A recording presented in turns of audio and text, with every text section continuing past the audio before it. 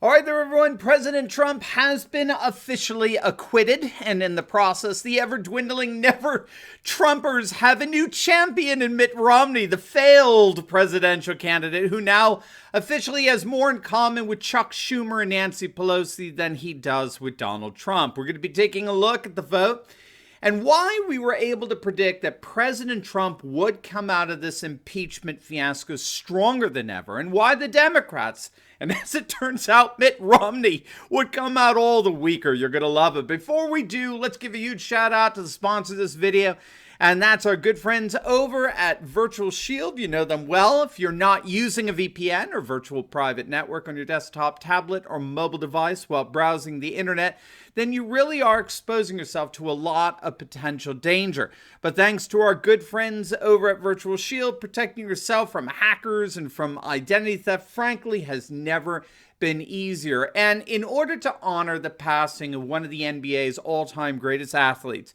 this month, Virtual Shield is offering 24% off all VPN plans and all premium add-ons, including Protection Plus, residential access, and VIP performance plans for as low as the price of a cup of coffee. Sign up for a free 30-day trial by clicking on the link below and find out what all the hype is about. You got nothing to lose. Click on that link today.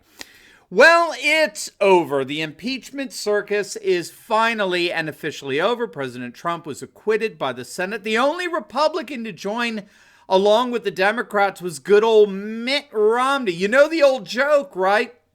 A conservative, a liberal, and a moderate walk into a bar, and the bartender says, "Hello, Mr. Romney." Yeah, good old Wile E. Coyote, Mitt Romney. He's officially joined the likes of John Bolton and Bill Kristol and George Will and a number of once prominent Republicans who all now belong to a totally irrelevant political centrism that's dying more and more with each passing day. Romney is now about as politically irrelevant as his Twitter alias, Pierre Delecto. You guys in Utah gotta do something. I mean, I have no clue why you keep putting this obvious left-wing loon into office. He doesn't represent you.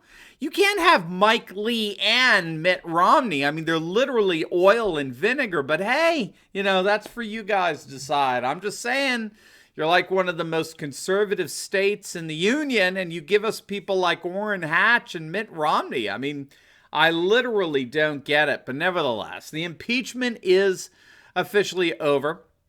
The Democrats and their newest hero for now, Mitt Romney, have lost. They lost.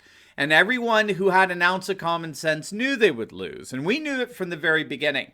The very moment Nancy tore loser Pelosi gave her stuttering speech announcing the official launch of impeachment proceedings, our very first video in all this predicted that this was going to blow up in the Democrats' face, which it has done. Keep in mind, the polls are out now from Trump's speech last night, his State of the Union speech.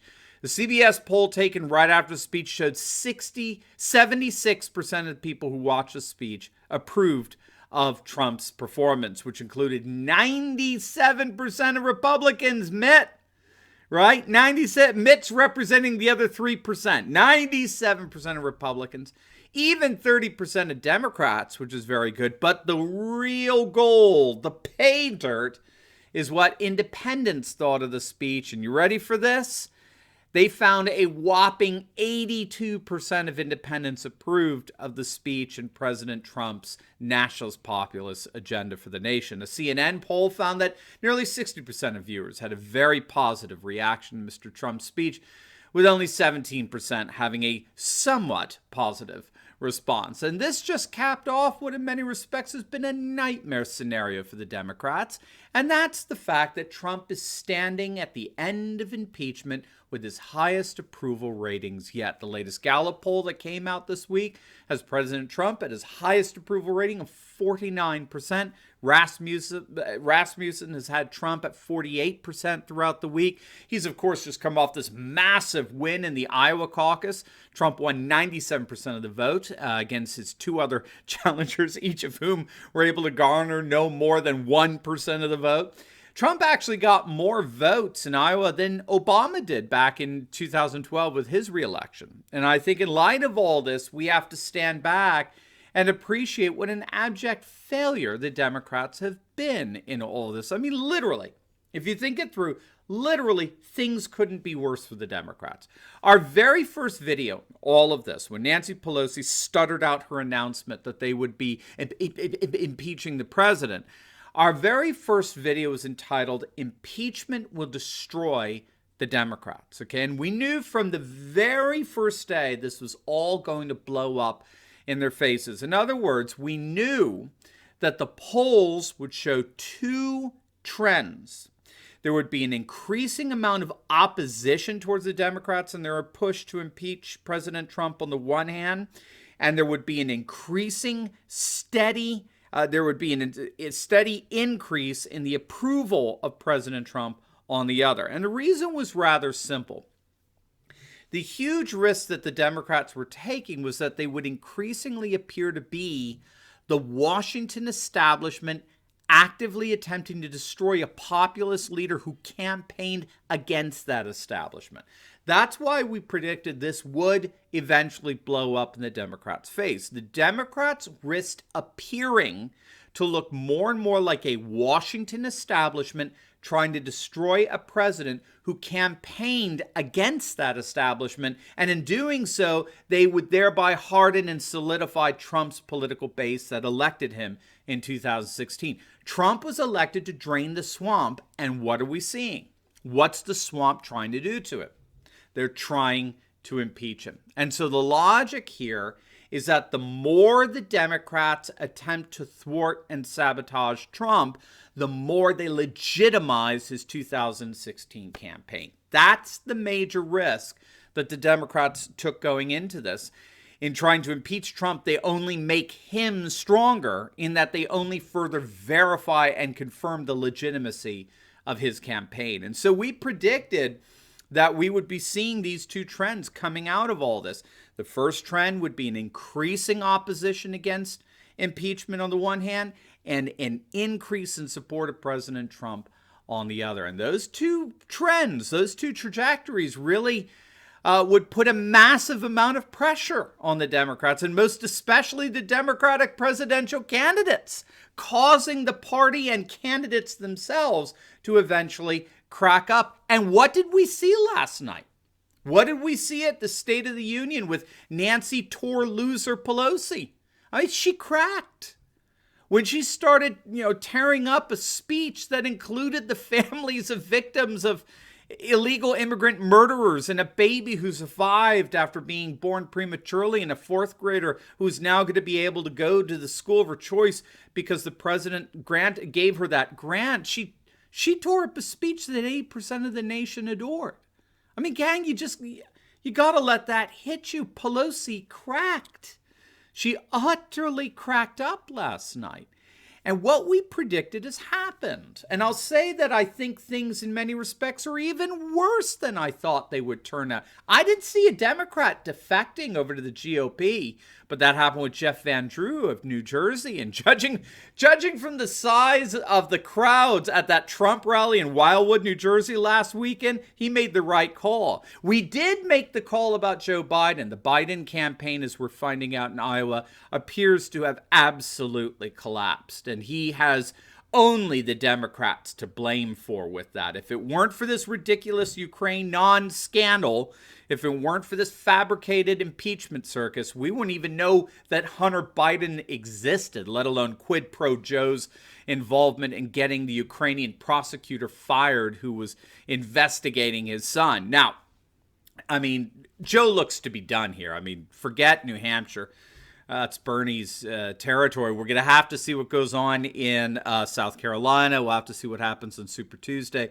But it's growing increasingly apparent that this impeachment has killed Joe Biden. It has claimed a major victim. So we did predict that. We predicted that would happen. We also predicted that the mainstream media, the Marxist media, would not be able to save the Democrats like they've been able to do in past decades. They would not be able to come to the aid of the Democrats precisely because no one is watching the Marxist media anymore. You have to understand just how much the mainstream media has imploded in popularity. There was a poll released a couple of months back. We did a video on it. found that only about 7-8% of the population had any confidence in the Marxist media. I mean, that's 7 or 8%. Breitbart's getting more than most of these mainstream media outlets in terms of traffic. So we knew the media wasn't going to be able to salvage the Democrats' loser image in all this. And now there's even talk that the Democrats could lose as many as 50 seats in the House come November. We'll certainly be keeping an eye on that and how that develops. But that would be the perfect way to top off this abject failure on their part. This impeachment gamble entailed huge risks without any comparable or justifiable payoffs. It was a fool's bargain from the very beginning, orchestrated and promoted and encouraged by the mainstream Marxist media on the one hand and the radical Marxist Democrats on the other, and it came back to bite them both. I mean, even Geraldo Rivera sees this, right? Rivera Fox News recognized early on there's no way the Democrats come out on top of this one. It all comes across as a complete and total partisan witch hunt. And what happened as a result? The Democrats lost a representative who defected over the Republicans. They looked foolish in sitting on the articles of impeachment without any rational explanation. The Senate laughed at their total and complete incompetence. Well done, Mitch McConnell. And Trump's approval is higher today than it's ever been in the last 3 years of his presidency. The economy is roaring. The wall is being built. The judiciary is being transformed, with Trump appointing a record number of conservative judges, more than any of his predecessors in recent memory. And all the Democrats have is a confused speaker ripping up the president's State of the Union speech, all the while trying to keep her teeth in her mouth. So a huge congratulations to President Trump and the Republican Party for coming out of this impeachment circus stronger than ever, and in the process, making an already rather weak Democratic Party all the more pathetic. Now, before you go, I just loaded up a video on Pelosi's antics, her tour loser stunt that I think you're going to absolutely love. And I do is I make the argument that she basically tore up her speakership. I think you're really going to love it. So click on the link and I'll see you over there. God bless.